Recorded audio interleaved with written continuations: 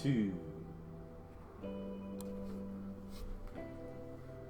Alright, welcome to another episode of Nick's House. I'm Nick. I'm Jonathan. And I'm Jordan. And we're here to talk about an interesting part of American history, probably one of the more dramatic parts of early American history. This is the Indian Removal Act and the Trail of Tears. I wanted to open up with a quote from Ralph Waldo Emerson, who was a very famous poet that lived in this time period.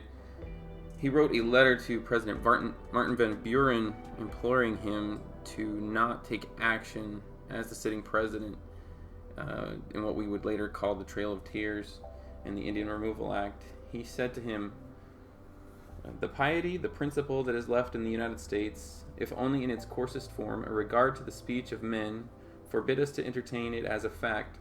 Such a dereliction of all faith and virtue, such a denial of justice, and such deafness to screams for mercy were never heard of in times of peace and in the dealing of a nation with its own allies and wards, since the earth was made. Sir, does this government think that the people of the United States are become savage and mad? From their mind are the sentiments of love and good nature wiped clean out. The soul of man, the justice, the mercy that is the heart in all men from Maine to Georgia does abhor this business. I write thus, sir, to inform you of the state of mind these Indian tidings have awakened here, and to pray with one voice more, that you, whose hands are strong with the delegated power of 15 millions of men, will avert with that might the terrific injury which threatens the Cherokee tribe. With great respect, sir, I am your fellow citizen, Ralph Waldo Emerson." This builds or frames the sentiment of the members of the United States that were not of the Indian tribes who opposed this Indian Removal Act. So the year is 1838. It's approximately 346 years from first contact between European settlers, Spanish, British, etc., and Native Americans. We now have just recently introduced Louisiana, Indiana, Mississippi, Illinois, and Alabama as states in the Union. Andrew Jackson has been elected in the year 1829. And currently we see five tribes, which will be called the 5 civilized tribes. These are the Cherokee, the Chickasaw, Choctaw, Muskogee, and the Seminole, who were all living as autonomous sovereign nations, existing in what we now refer to as the American Deep South. So these were sovereign groups that had their own borders, had their own cultures, farms, schools, written languages, constitutions, governing documents for their nations. The clash happened with American settlers, citizens of the United States, who lived outside of these borders and began encroaching precipitously into native lands. This obviously began to cause a lot of conflict, and the white settlers began pressuring the federal government to remove these tribes and forfeit and cede the land to the growing American citizen population. Many opposed this sentiment, along with Ralph Waldo Emerson, to include Congressman Davy Crockett, congressman from Tennessee, who, although spent his earlier years fighting Native Americans, came to battle for them, in favor of them, on Capitol Hill, which is the hill that he politically died on after opposing Andrew Jackson and the predominant sentiment that was circulating in Washington. The Supreme Court ends up ruling in favor of the Cherokee after a citizen named Sam Worcester, who was an American citizen that was residing in Cherokee lands, conducting missionary work. The Supreme Court ruled in favor of the sovereignty of the Cherokee tribe, and Sam Worcester was actually convicted to prison for 4 years. And Andrew Jackson was not going to be following what the Supreme Court ruling said. Was he put in prison as a political prisoner, basically, or? Yeah, I don't know the details of his imprisonment, okay, but he did suffer for his conviction. For his support. Wow. Yeah, suffered pretty badly, actually. Andrew Jackson decided to refuse or reject the ruling from the Supreme Court and instead tried to use the Treaty of New Echota as a justification for taking over the lands. Now, this Treaty of New Echota is very, very interesting because it was a treaty signed by a minority of Cherokee who did not represent the main leadership of the tribe, and it was not signed by the head chief, John Ross. But Jackson used it anyway. It was all he needed, and so the Trail of Tears and the Indian Removal Act unfoiled afterwards. So, John, Jordan, you were gonna speak a little bit to Andrew Jackson and the Removal Act. It's kind of like revisiting details he said, so I'll go over it real quickly. Okay. But so, and just a little bit about Andrew Jackson. He was a president of the United States, in case you weren't aware. The seventh. The seventh president. He'd already had a long history and a big reputation for being a proponent for clearing the native populations to make way for the new American experiment. So he had fought wars in 1814, 1815, 1818, fighting the Seminoles in Florida. And then it was actually through that actually led to Spain selling Florida to the U.S. in 1819, because they were like, oh, they saw how the U.S. Army was performing there, and they were like, oh, we can't defend this place, let's get rid of it. So he also helped negotiate treaties in 1814 and 1824 that started shifting the Native American populations west. So the idea was to get them out of like the East Coast areas, like the Carolinas and Deep South and everything.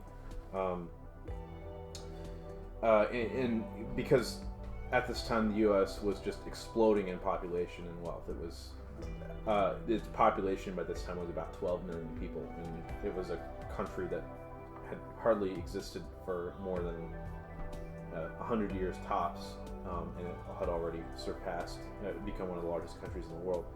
So there's already a lot of pressure and a lot of complicated pressures. So he gets elected 1828, and shortly after that he starts to develop the Indian Removal Act.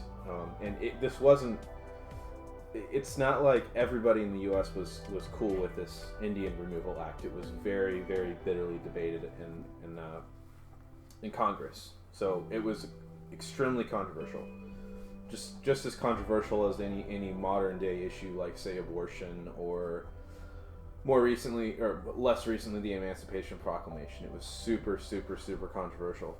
But they had the political force. There were enough pressures, and they passed the Removal Act on May 26, 1830. So supposedly it would lead to these voluntary treaties with these nations, but because of the pressures and the population disparity, so the entire native population at this time, it's hard to get exact estimates because it's just hard to get numbers from that era in history. But it was probably only about 100,000 native people in this region. In this particular region, yeah, compared to South. A population of about 12 million for the USA. So there's already just a massive population disproportion. So it was really so these tribes are under a lot of pressure, political pressure, to sign these treaties. So they seem voluntary on paper, but when you look at the circumstances, their hands were really forced. And this act that was passed in 1830 was followed by the the Treaty of Dancing Rabbit Creek a few months later, September 27, 1830. There's another treaty that Nick mentioned, the Treaty of New Echota, I guess? Echota, 1835, which led to the Trail of Tears, which Jonathan is going to talk about. The Seminoles in Florida, they actually put up a big fight, and this led to a second Seminole War from 1835 to 1842. But by about 1837, Andrew Jackson had succeeded in removing about 46,000 Native Americans from land east of the Mississippi River, and a lot of them were settling in places like Oklahoma. So, and I'm gonna pass it on to Jonathan, the Trail of Tears. Real quick, so that we aren't talking past each other. Nick, you mentioned the 5 civilized tribes, which I know a lot of Native Americans today kind of blanch at that term because they they were civilized in the sense that they were more amenable to white culture. Yeah, white culture, sure. But you listed Choctaw, Creek, Chickasaw, Cherokee, Muskogee, and Seminole. That's 6. I didn't find anything on the Muskogee. Were they possibly like a half tribe? Or Cherokee, like, Chickasaw, Choctaw, Muskogee, and Seminole. That's 5. So you don't have Creek? Is that? Oh no, I don't have Creek on my list. So did I miss that? No. I'm curious. Maybe the Creek. I really don't. I believe the Creek had been almost pretty much wiped out. Mm-hmm. Andrew Jackson actually had a part in that. Mm-hmm. Well, interesting. 20,000 of them moved in the Trail of Tears. So, anyway. Okay. So the 5 nations that in the research that I did, that at least the largest tribes that moved, all moved at various times. The earliest removal happened with the Choctaw, and every single one of these tribes that we talk about took along with them slaves, the actual black slaves.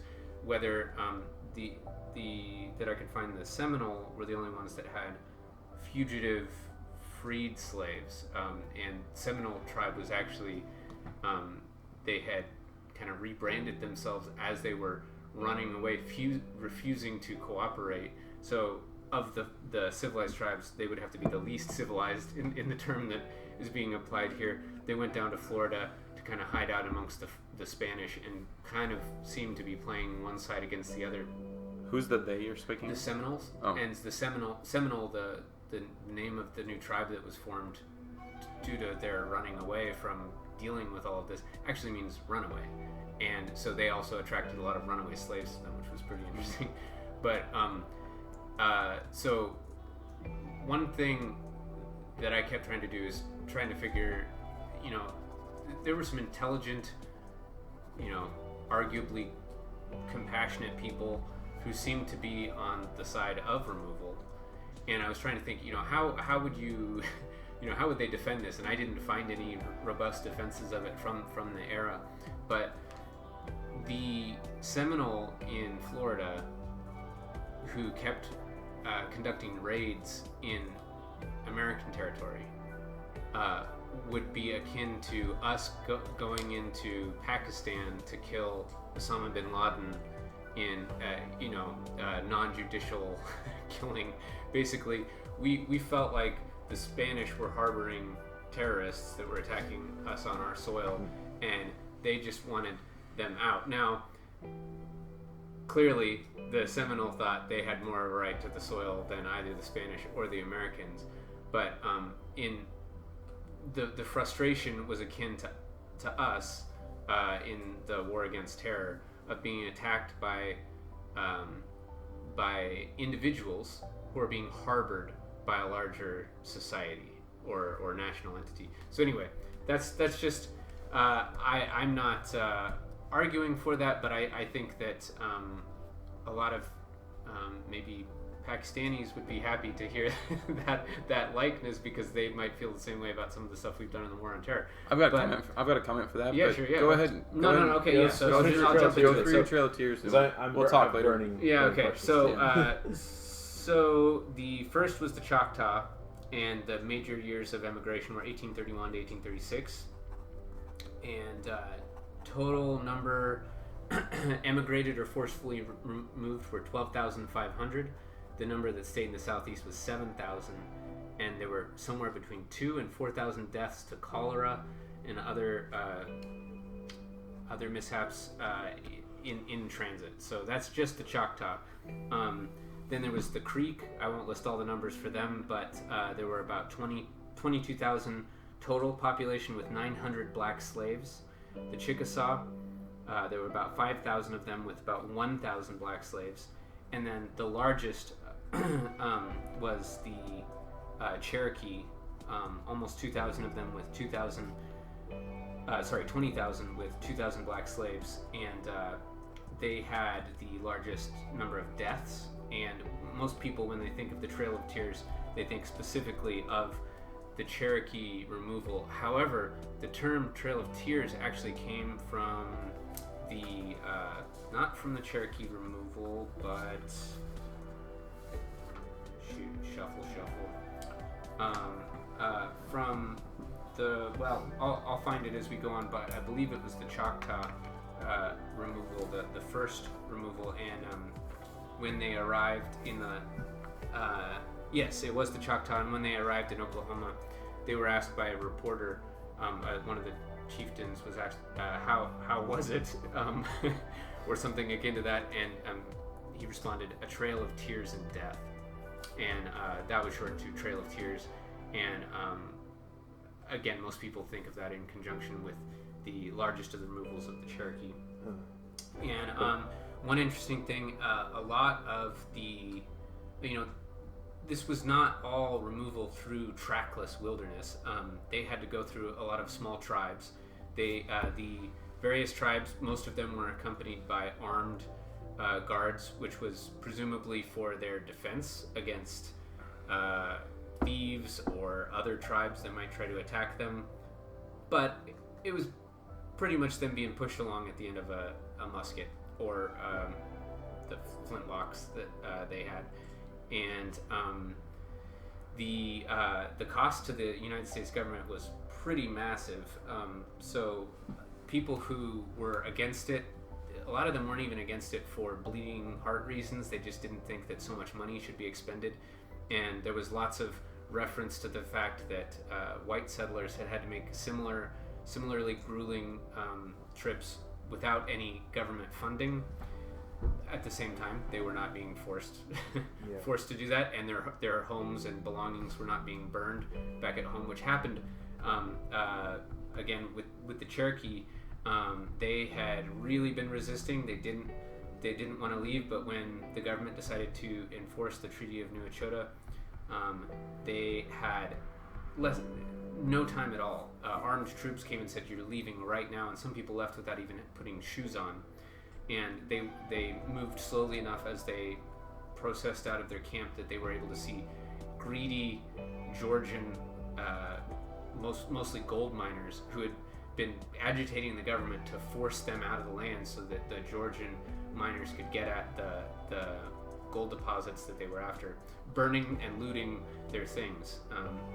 It's horrible. Just awful. And so disgusting. One of the one of the most difficult things after the Trail of Tears itself was completed was the fact that the government did not own a lot of the lands that they were being resettled into. These were, in most cases, homes to the Plains Indians, and the Plains Indians were not interested in sharing their land.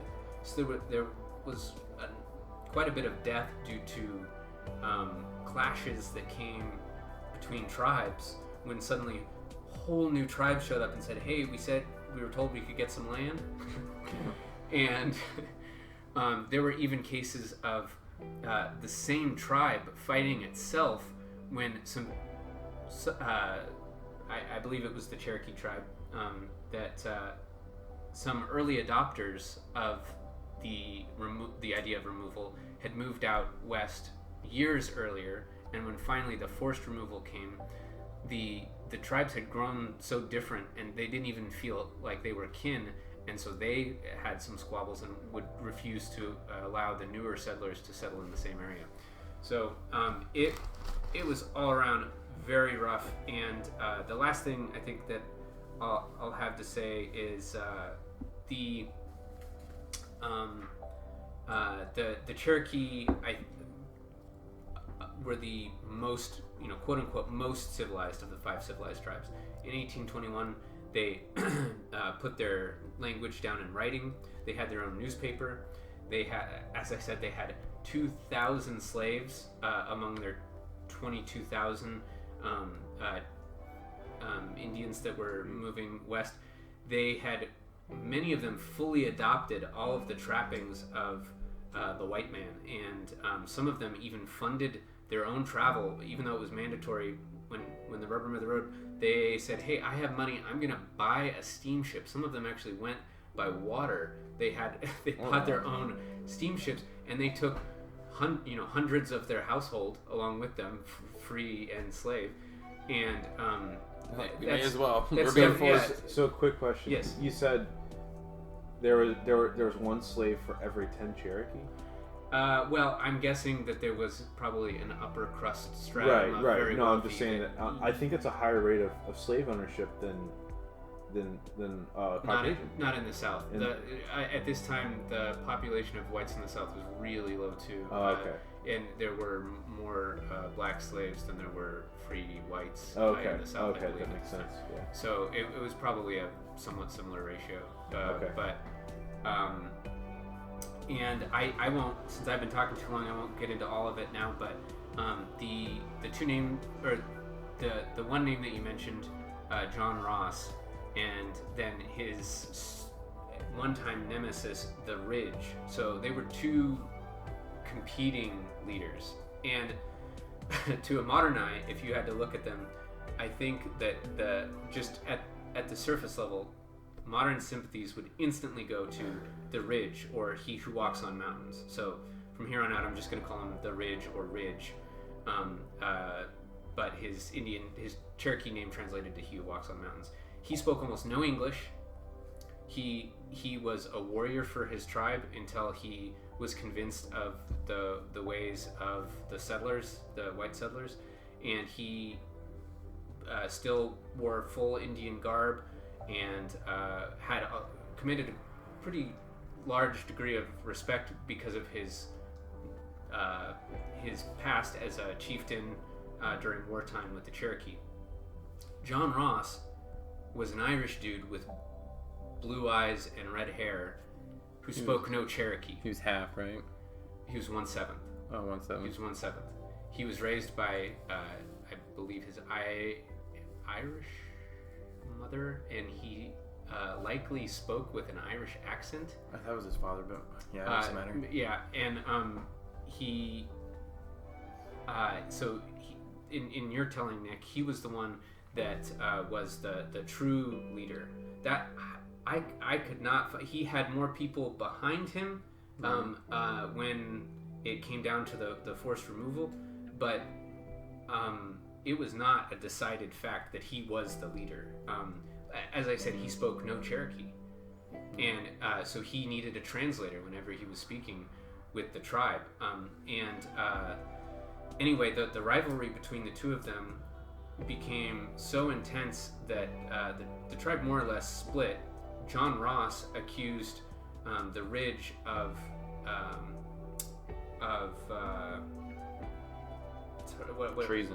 treason, which was an official term, which was punishable by death under Cherokee law, and he was murdered shortly thereafter. Pretty serious. Due to the accusation that John Ross brought against him. And that's why I was asking you guys earlier.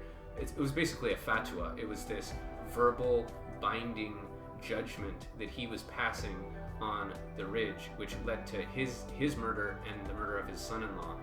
And the rift that came from that murder and that disagreement of how the tribe was going to be run extended all the way until the Civil War, in which these two factions of the Cherokees, the John Ross faction fought with the North, and the Ridge faction fought with the South. They were actually Cherokee divisions killing each other during the Civil War because of what happened here. That was something something interesting that I learned, was that how all these tribes were split. Mm-hmm. There were hundreds of tribes, and some of them fought for the South, some of them fought for the North. Mm-hmm. And it's crazy just how diverse they are. They aren't a monolith. So anyway, I think that we should start talking after this short quote. I'm going to read. This is from Private John G. Burnett. He was captain in Captain Abraham McClellan's company, 2nd Regiment, 2nd Brigade, Mounted Infantry, and he was part of the Cherokee Indian removal from 1838 to 1839. And this is his first-hand account of some of the terrible things that he saw on the path. So this gives you an idea of what it was like on the ground. On the morning of November 17th, we encountered a terrific sleet and snowstorm with freezing temperatures, and from that day until we reached the end of the fateful journey on March 26th, 1839, the sufferings of the Cherokees were awful. The trail of the exiles was a trail of death. They had to sleep in the wagons and on the ground without fire, and I have known as many as 22 of them to die in one night of pneumonia due to ill treatment, cold, and exposure. Among this number was the beautiful Christian wife of Chief John Ross. This noble-hearted woman died a martyr to childhood, giving her only blanket for the protection of a sick child. She rode thinly clad through a blinding sleet of snow and storm, developed pneumonia, and died in the still hours of a bleak winter night, with her head resting on Lieutenant Gregg's saddlebag. And he recorded this many years later. I believe it was in his 80s. He was interviewed, and that's where this quote comes from. And from the way that he describes it, it seems clear that he is haunted by what he was a part of and what he witnessed. And so, yeah. Wow. Yeah. Heavy. Wow.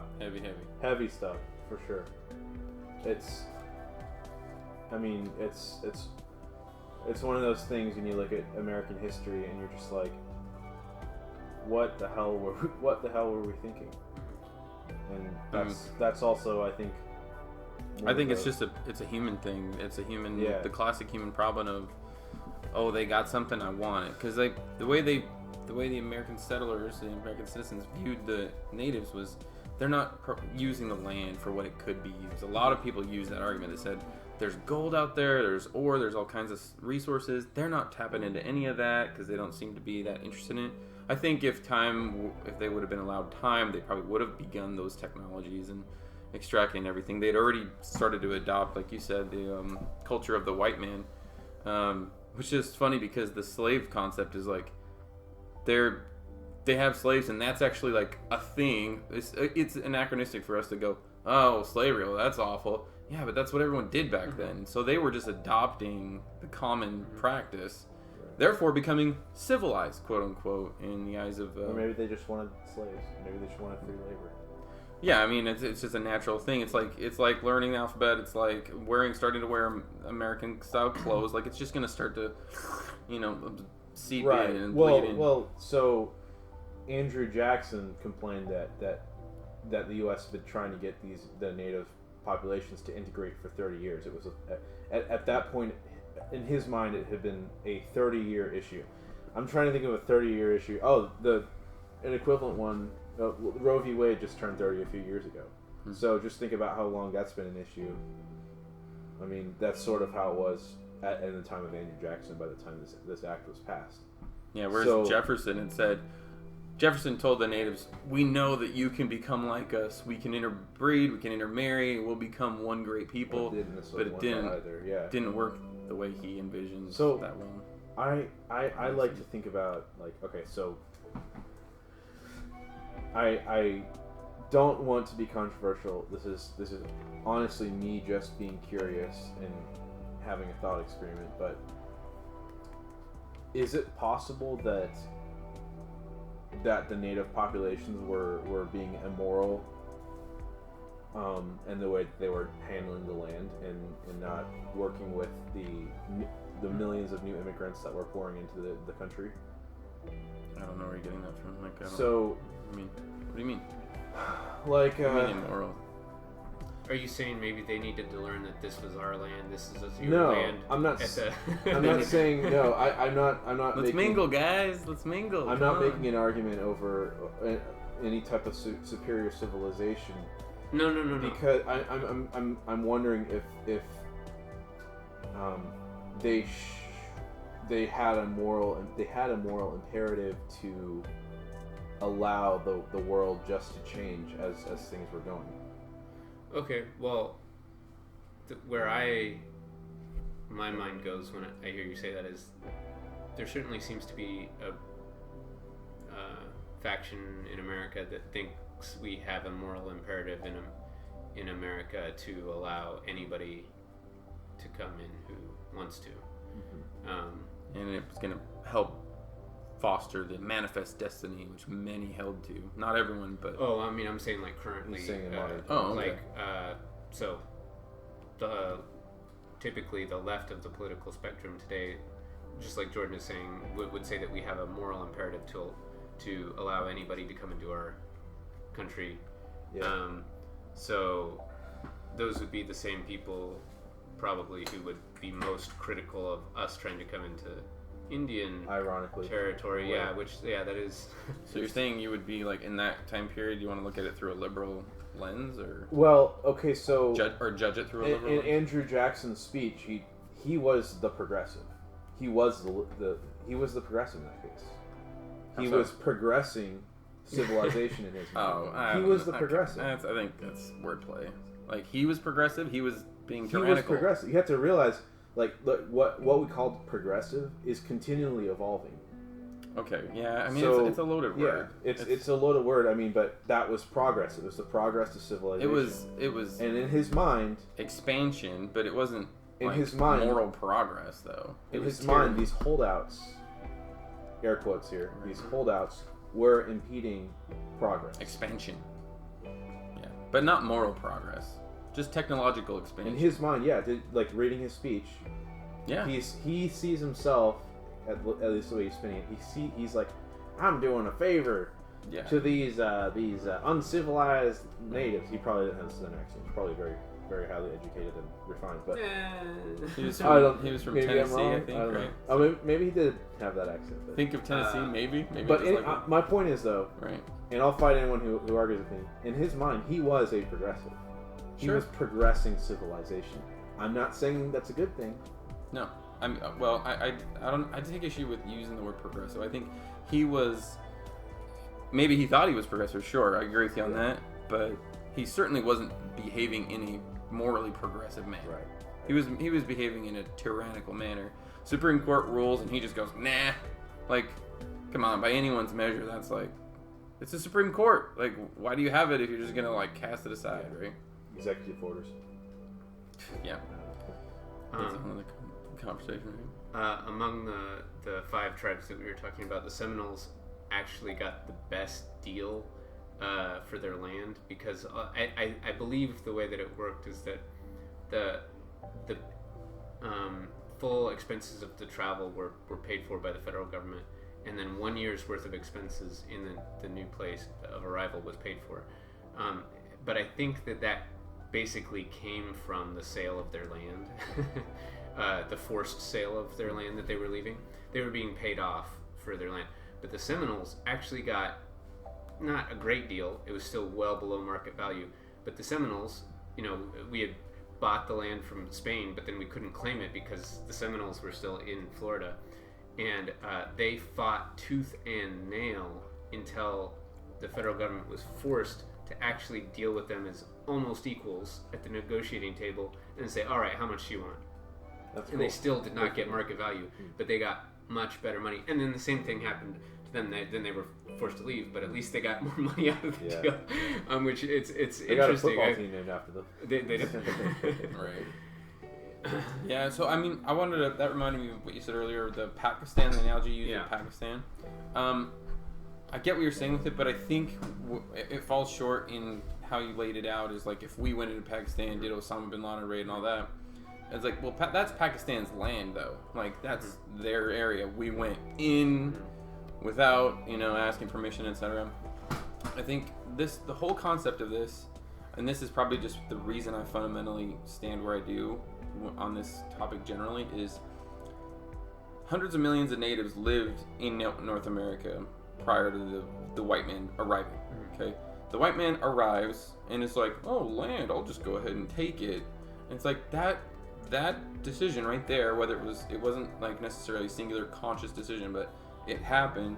It has consequences. It had massive consequences, and then so that cascade over the next 400, 500 years of all this drama and tragedy, and you can say, well, there was times when the natives were fighting against the settlers, and the settlers had to respond, and if you take pocketed events and you say, wow, it looks like those natives are being really brutal to those whites, and those whites are just sitting there farming, like, that's messed up. But it's like, it all precipitated from this singular event of this culture coming across the ocean, landing there and saying, here's our flag. We're gonna stick it in here, and then we're just gonna keep spreading. I mean, you're gonna have clash. Who did that? Where was that singular decision made? I said it. I didn't say it was a singular decision. I said it happened precipitously from Europe. Europeans come over because they want to expand into new lands, right? I mean, but a lot of the tribes initially, after the ravages of smallpox and the like had kind of died down, were happy to have trading partners. And sure, I mean, eventually it's going to settle out, but a lot of the places that were settled at first either were sparsely inhabited or they didn't even know were inhabited. Some of them were seasonal hunting grounds or camping grounds of the Indians, and so a lot of them were living there for a while before they ever encountered the natives. And then when they did, it's not like the natives were like, you need to get out. They were just like, oh my gosh, what the heck.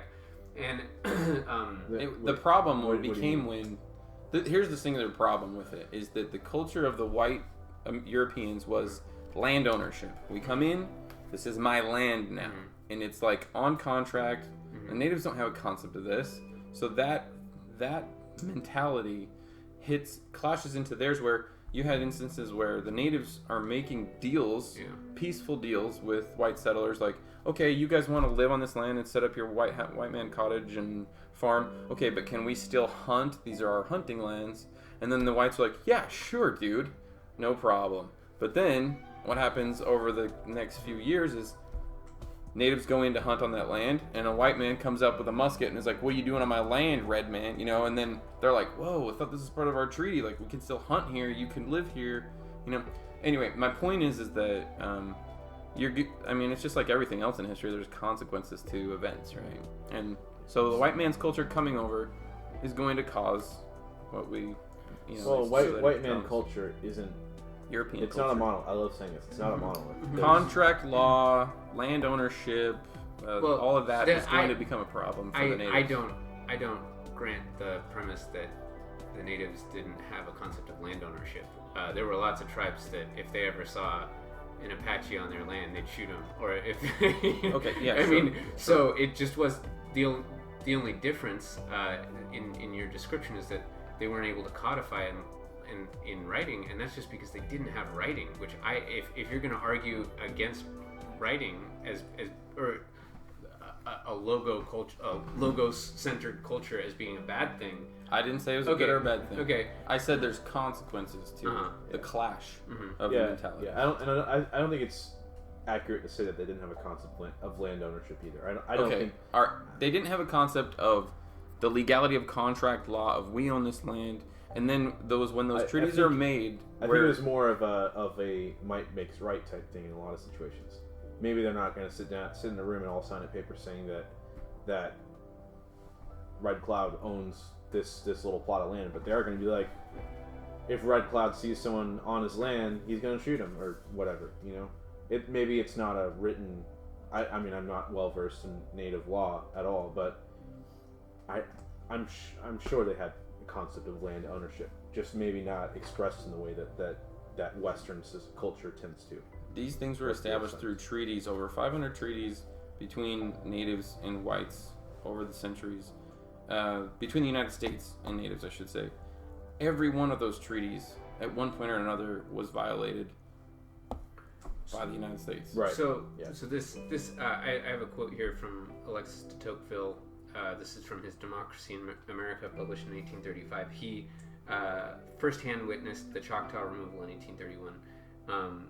He was a very deep thinker. This was essentially his PhD that he wrote abroad in America.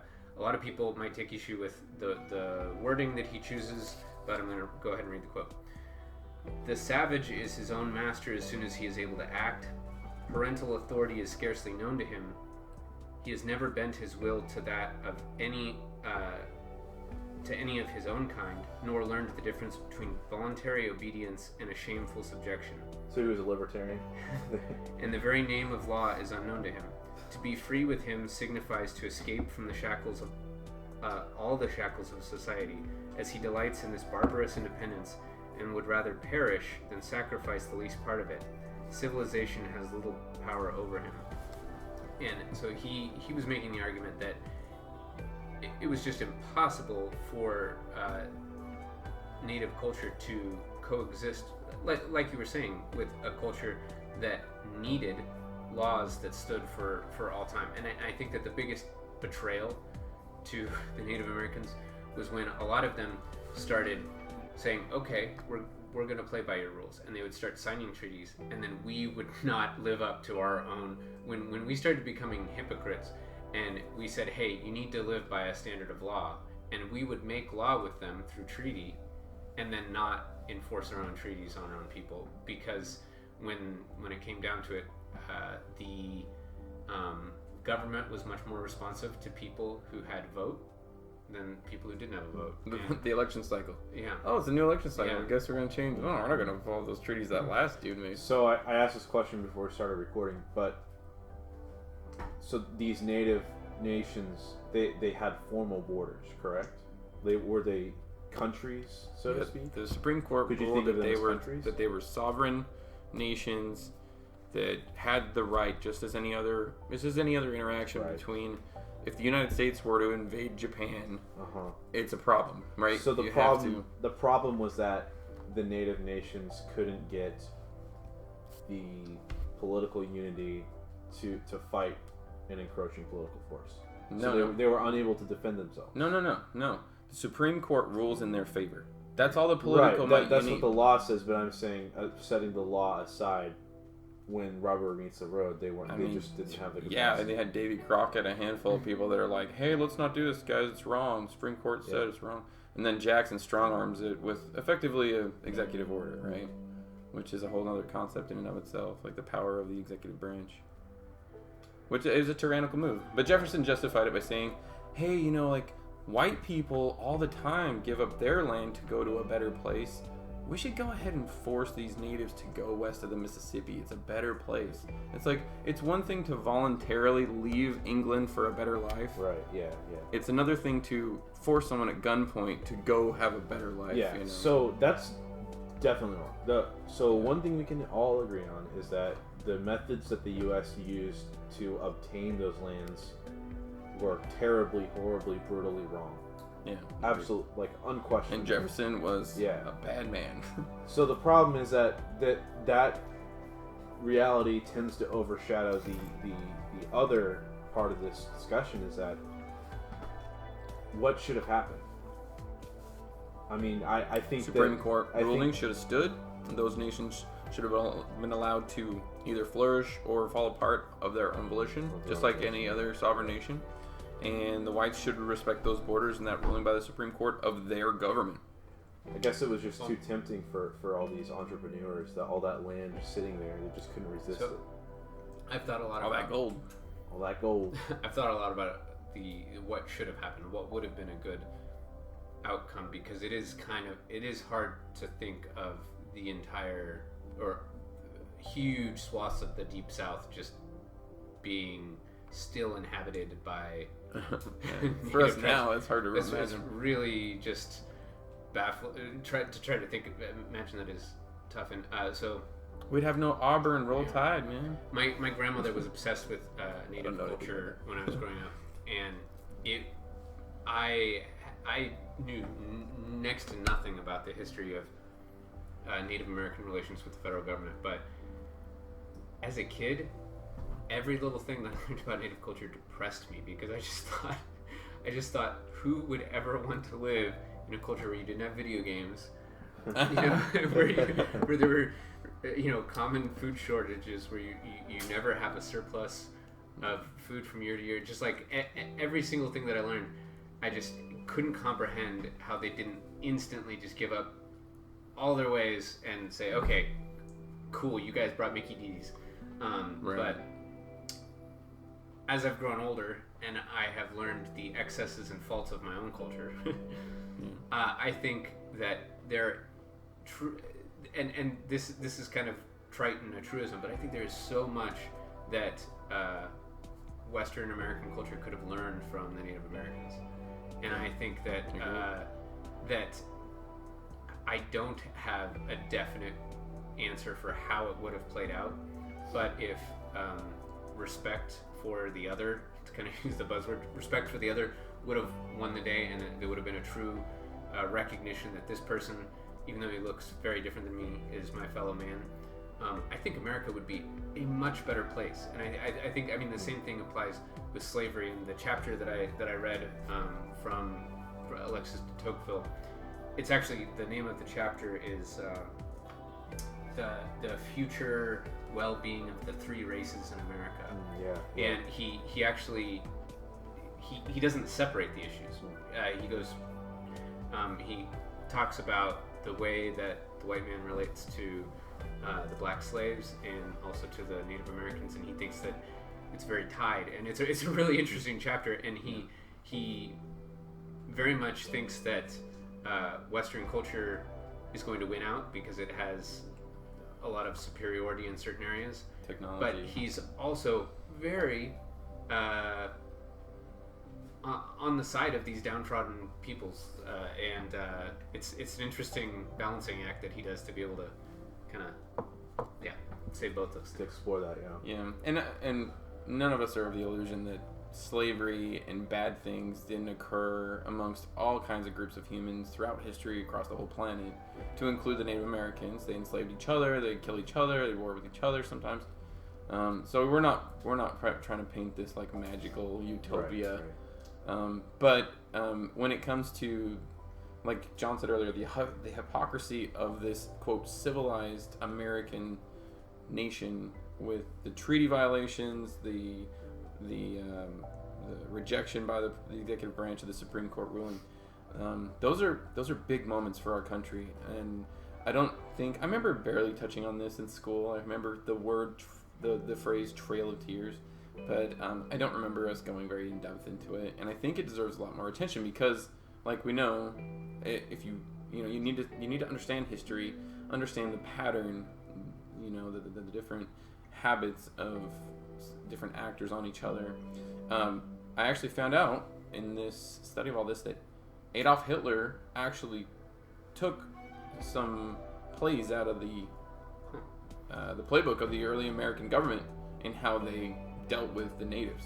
So we're talking about taking one group of people that are not your people and they're different, and moving them. And so he studied it, got some motivations or got some inspirations from these things. So it's not fun to talk about. It's, as being American citizens, we've served our country, to think, wow, we've had dark times in our past. We need, and that's another really important point, is that we need to acknowledge it. We can't forget the stuff. We have to remember it. We have to remember it. We have to think about how were we able to justify this, because we don't want to repeat something like this. We just don't want to do that. Unfortunately, we kind of did when the Japanese internment camps. Yeah, that's a whole nother out. That wasn't as bad. Right there. I mean, that was bad. Don't get that me was wrong, but definitely bad. It's not like we didn't round them all different up circumstances. But yeah. I wanted to get in there. Like, so Jefferson, I remember we said I didn't want to make this all about him, but he's just too juicy of a character, right? Like, he fought in a battle against the Creek Indians as a general before even becoming president, years and years before this, where the Cherokee were actually one of the groups that fought with him against the Creek Indians. So it's extra bad, it's extra awful that later he knifes the Cherokee in the back by doing this removal act when some would argue this, but I would say that they saved his life at that day in that battle against the Creek Indian, because if it weren't for them, he would have lost, and he probably would have been killed or imprisoned by. He couldn't have been racist. He adopted a little Indian boy. Oh yeah, so he's good. He's good, right? It's like people that get married. Oh, and he said that he had friendly feelings for natives too. So obviously he felt friendly to them. So he loves could have them. been He racist. appreciated their languages. I read a bunch of stuff about him, like adoring certain parts of their cultures and stuff. It's like, okay, falls on deaf ears. I'm sorry. They had respect for him, even if it was just a fearful respect. He had several nicknames. Old Hickory was one. Big Knife was what the natives called him. Which is. And Native Americans to this day refuse to carry $20 bills. They'd rather carry two $10 bills than a $20 bill, because he still is just bitter in their mouth. I don't carry 20s either because money is stupid and I like my credit card. But I don't carry money because I don't have any. Money's so weird. So, okay, Gold. the Native nations were not able to become cohesive enough to form enough political power to protect themselves. I mean, they're a minority. They're not that They're a strong. minority, They don't have but technology. slaves. I mean, slaves were a minority as well. Yeah. They But, couldn't fight for themselves. I mean, we don't have politically. slaves now. The Emancipation Proclamation happened because there was enough political force to have that all overturned. Yeah, but it wasn't slaves that emancipated themselves. It was Right. The United States government came to its senses and was like, oh, this is wrong. Let's fix this. And finally saying, oh, that all men are created equal.